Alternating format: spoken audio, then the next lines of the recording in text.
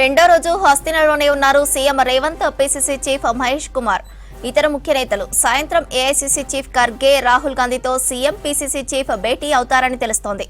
రాష్ట్రంలో తాజా పరిస్థితులను వివరించనున్నారు సీఎం. ఈ నెల చివరిలో నిర్వహించే కులగణన, ఎస్సీ వర్గీకరణపై నిర్వహించే భారీ సభలకు రావాలని ఖర్గే, రాహుల్ను ఆహ్వానించనున్నారు. నిన్న జరిగిన సీఎల్పీ భేటీ నిర్ణయాలను వివరించనున్నారు నేతలు. హస్తినలో సీఎం, పీసీసీ చీఫ్ టూర్ కు సంబంధించి మరిన్ని అప్డేట్స్ మదార్ అందిస్తారు. మదార్, ఖర్గే, రాహుల్ తో సీఎం భేటీ ఎప్పుడు ఉండనుంది?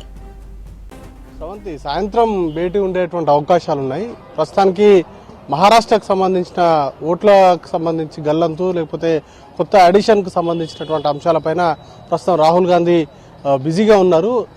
దానికి సంబంధించినటువంటి ప్రెస్ మీట్ కూడా కాన్స్టిట్యూషన్ క్లబ్లో ప్రస్తుతం రాహుల్ గాంధీ నిర్వహిస్తున్నారు. మహారాష్ట్రకు సంబంధించిన కూటమి నేతలు, కాంగ్రెస్ పార్టీ అలాగే ఇండియా కూటమికి సంబంధించిన నేతలతో కలిసి ఆ ప్రెస్ మీట్ అనేది కూడా నిర్వహిస్తున్నారు. 2-3 రోజుల నుంచి కూడా ఈ వ్యవహారంకి సంబంధించి, ఎందుకంటే జాతీయ స్థాయిలో ఎన్నికల సందర్భంలో ఓట్ల సంబంధించినటువంటి అంశాల్లో అవకతవకలు జరిగాయనే దానిపైన సీరియస్ గా ఫోకస్ చేశారు. ఆ విషయంలోనే రాహుల్ గాంధీ ప్రస్తుతం బిజీగా ఉన్నారు. ఇక మల్లికార్జున ఖర్గే కూడా ప్రస్తుతం పార్లమెంట్ సమావేశాలు నడుస్తున్నాయి.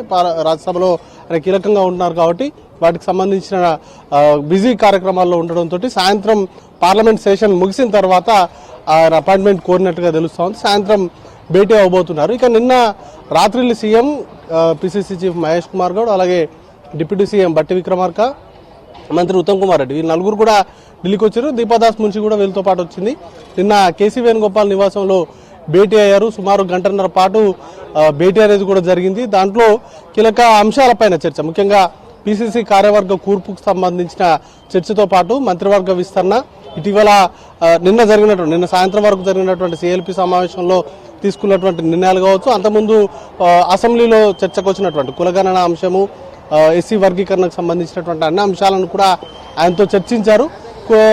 పిసిసి కూర్పుకు సంబంధించి 1-2 రోజుల్లోనే ఒక ఫైనల్ డిసిషన్ వచ్చేటువంటి అవకాశం ఉంది. అయితే ఈ రోజు అధిష్టాన పెద్దలు, ముఖ్యంగా ఏఐసీసీ అధ్యక్షుడు మల్లికార్జున ఖర్గే, రాహుల్ గాంధీలను కలిసి ఈ అంశాలన్నింటి కూడా రాష్ట్రంలో ఉన్నటువంటి తాజా రాజకీయ పరిస్థితులతో పాటు ప్రభుత్వం తీసుకొచ్చినటువంటి, ఎందుకంటే కులగణన అంశము కాంగ్రెస్ పార్టీ అత్యంత ప్రతిష్టాత్మకంగా తీసుకుంది. దాన్ని సక్సెస్ఫుల్ గా కంప్లీట్ చేయడంతో పాటు అసెంబ్లీలో దానిపైన చర్చ అనేది కూడా జరిపారు. అలాగే ఎస్సీ వర్గీకరణకు సంబంధించినటువంటి అంశాన్ని కూడా అసెంబ్లీలో బిల్ అనేది రూపంలో కూడా తీసుకొచ్చిన నేపథ్యంలో ఈ రెండింటినీ కూడా సక్సెస్ఫుల్ గా నిర్వహించిన దాన్ని దృష్టిలో ఉంచుకొని 2 భారీ బహిరంగ సభలను కూడా రాష్ట్ర కాంగ్రెస్ పార్టీ నిర్వహించాలని భావిస్తా ఉంది. ఒకటి సూర్యాపేటలో, మరొకటి మెదక్లో. 2 సభలకు కూడా రాహుల్ గాంధీ అలాగే ఏఐసీసీ అధ్యక్షుడు మల్లికార్జున ఖర్గేను ముఖ్య అతిథులుగా ఆహ్వానించాలని చూస్తున్నారు. గతంలో కూడా రాహుల్ గాంధీ తెలంగాణలో పర్యటించాలని కూడా విజ్ఞప్తి చేశారు. ఈసారి సూర్యాపేటలో నిర్వహించేటువంటి బీసీకి సంబంధించినటువంటి కులగణన సక్సెస్ ని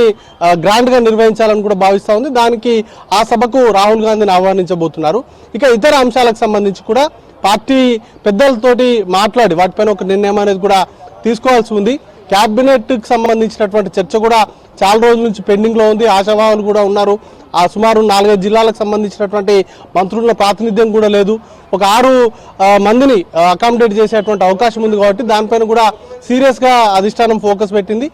రాష్ట్రానికి సంబంధించినటువంటి నాయకులతో కూడా మాట్లాడిన తర్వాత దానిపైన ఒక నిర్ణయం అయితే తీసుకునేటువంటి అవకాశం ఉంది. బట్ ఇమీడియట్ గా అయితే పిసిసికి సంబంధించి మాత్రం ఖచ్చితంగా 2-3 రోజుల్లోనే పూర్తి స్థాయిలో కార్యవర్గాన్ని ఏర్పాటు చేసేటువంటి అవకాశం ఉన్నట్టుగా నిన్న మహేష్ కుమార్ గౌడ్ చెప్పారు. అధిష్టాన పెద్దల్ని కలిసి రాష్ట్ర ప్రభుత్వానికి సంబంధించి, రాష్ట్రం నుంచి పిసిసికి సంబంధించి ప్రతిపాదనలు ఇస్తారు. దానికి సంబంధించినటువంటి చర్చలు జరిపిన తర్వాత దానిపైన ఒక నిర్ణయం అయితే తీసుకునేటువంటి అవకాశం ఉంది. ఇక మిగతా అంశాలకు సంబంధించి నామినేటెడ్ పోస్టులు కావచ్చు, లేకపోతే స్థానిక సంస్థలకు సంబంధించినటువంటి ఎన్నికల నిర్వహణ, వీటన్నింటిలో అనుసరించాల్సినటువంటి వ్యూహాలపైన అధిష్టాన పెద్దలతో చర్చలు జరిపేటువంటి అవకాశం ఉంది. అది కూడా సాయంత్రం తర్వాత భేటీ ఉండేటువంటి అవకాశం ఉంది.